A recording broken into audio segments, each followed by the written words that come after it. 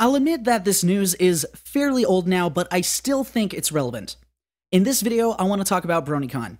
So on July 29th, 2018, BronyCon announced during their closing statements that 2019 will be the year of their last event. As the curtains close on this chapter of BronyCon, we're also choosing to end the event next year. BronyCon started small, and it grew into something bigger than any of us could ever have imagined. They added that they would make this one a 4-day convention, the idea being to go out with a bang. This, of course, was met with strong, fairly emotional responses in the audience. Social media response was abrupt and traveled fast. Sadness, worry, confusion, disappointment. The fandom was feeling a lot of things. Of course, a fairly common response was, is the fandom dying? A question I don't like hearing because I feel like it's asked more than it really should be. In this video, I don't want to go on about whether or not I think the fandom is dying.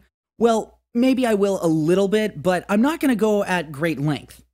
Whatever I say about that topic, I'm really going to be using it as a tool to dissect the answer to another question: what exactly happened to BronyCon? Before I really go into this, I feel like it's necessary to talk a little bit about BronyCon's history. BronyCon was founded in 2011 by Jessica Blank, aka Purple Tinker. The event was originally held in Manhattan and accumulated over 100 attendees.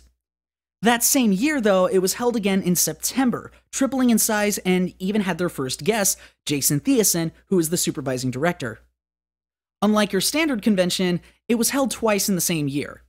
This was the original intent for BronyCon, to hold it twice a year, smaller events, making it more affordable and more manageable. 2012 was also when the event was held twice. In January, a bit of a spark lit. It was the first one to have several show staff as guests. In June of that same year, the standard for Brony conventions was set. The Bronies love the new My Little Pony show. This weekend at BronyCon, for Brony Convention, of course, we spotted them buying pony art and wearing pony costumes, and it was a really diverse group. One guy told us he was in the Navy, another came from Canada, one guy hopes to write for television. And so we asked, why do you love My Little Pony? And almost every single one of them said, I love the stories. Stories like the time Applejack tried to tackle the entire harvest alone. Having Lauren Faust and John Delancey in particular sparked a ton of interest in the fandom. To provide a little perspective, the first event in 2012 had 700 attendees. The second had over 4,000 attendees. They were able to stretch the event to 2 days and hold it in a larger venue, the Meadowlands Exposition Center. To put it mathematically, that's about a 500% increase in attendance. So in 2013, BronyCon was more or less established in the way it is today. Since that year, it was held in the Baltimore Convention Center, attracting more than double of the previous year, and even peaking to 10,000 attendees in 2015.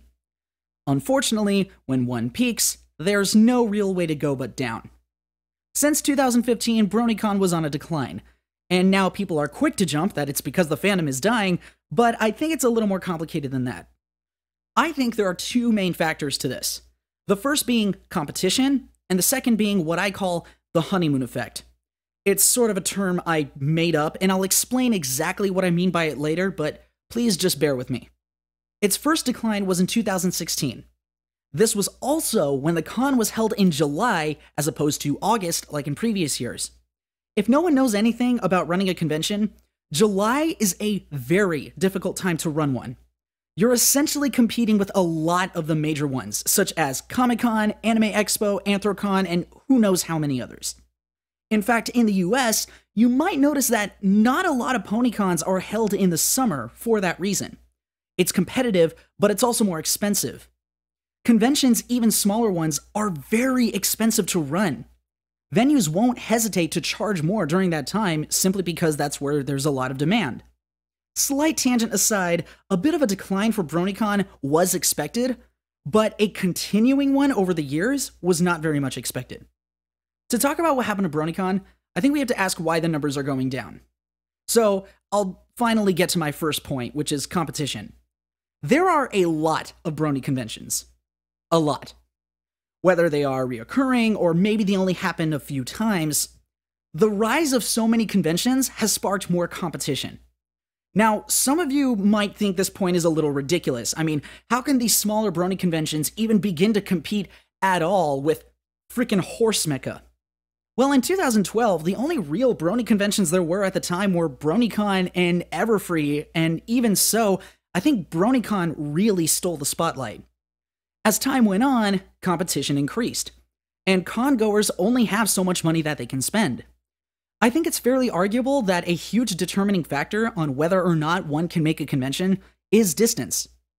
People tend to be drawn to cons that they live closer to. To provide some context, I live in Oregon at the moment, meaning Everfree in Seattle or BabsCon in California, both states that border Oregon, are way easier to get to than Baltimore, and these are fairly well-run conventions. At one point, Pacific PonyCon in San Diego and Equestria LA in, well, LA were happening at similar times. That's a lot of cons in just one part of the country, which is the West Coast I'm referring to right now. Baltimore, on the other hand, is literally on the opposite side of the country. Heck, it's the opposite side of where a lot of bronies live.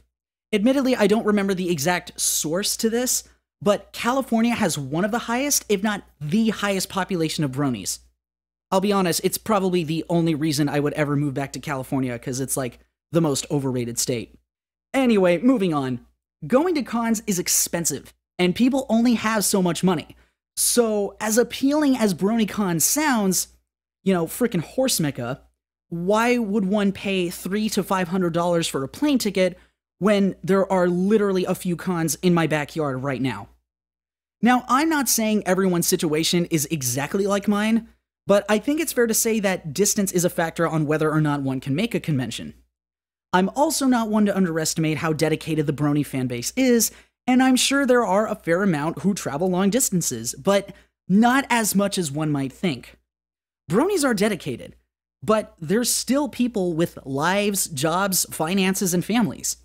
Life happens, and it can get complicated. And if they want to make it to a convention, they only have so many realistic options available to them. And for a lot of bronies, BronyCon just is not a realistic option. The next factor, and again, I'm totally making up this term, is something that I like to call the honeymoon effect. Now, I'm no relationship expert, but here's an analogy.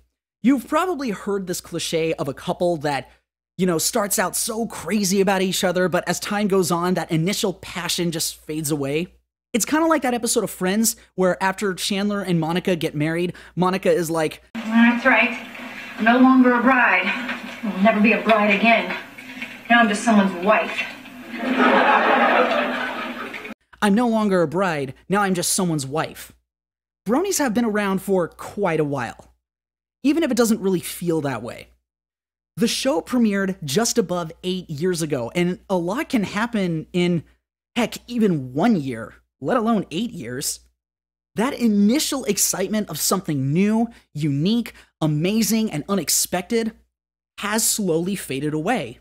Now, this does not mean the enthusiasm of the fandom is gone altogether. On the contrary, I like to think bronies are still fairly enthusiastic. We are, however, quieter than we were before. The fandom is just not as central to our lives as it used to be. In case my point may have been a bit of a downer, I want to provide this little perspective. Yes, BronyCon is ending, but more cons are on the rise, and even already established cons are increasing in attendance, and I think that's amazing. I have no doubt that bronies will be around for a long time. I would say we're likely going the way of the Star Trek fandom. Yeah, it's not as mainstream or as exuberant as it used to be, but there will still be plenty of enthusiasm to go around. I, for one, am not the type to think of the future that much. I just prefer to enjoy how things are going at the moment. And to end this on probably the cheesiest note possible, here's a quote by Dr. Seuss. "Don't cry because it's over, smile because it happened." God, I'm cringing at what I just said. So what do you all think of these points? Are you going to BronyCon this year? I know I won't be missing the last Horse Mecca. If you like this video, tell me what you think and give it a thumbs up. If you want me to do more vlogs or video essay type stuff, let me know. What would you want me to talk about? Don't forget to follow me on Facebook and Twitter. I'll put those links in the description. Thank you all very much for your support, and have a good one.